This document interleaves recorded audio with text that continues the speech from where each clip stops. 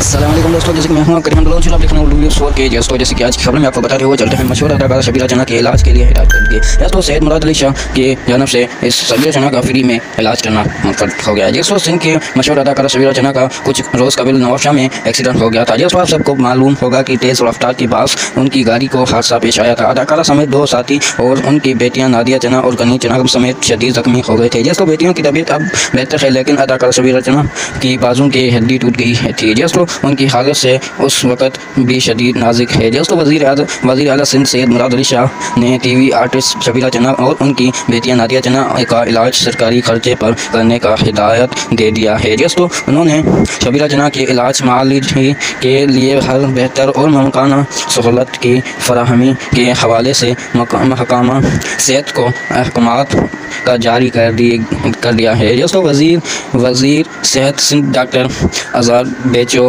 के हिदायत पर दावा अस्पताल को लेटर जारी कर दिया गया है। जी हाँ दोस्तों, जैसे कि इस वीडियो को ज़्यादा से ज़्यादा शेयर कीजिए और हमारा चैनल सब्सक्राइब कीजिए। इंशाल्लाह नेक्स्ट वीडियो में आपसे मुलाकात होगी।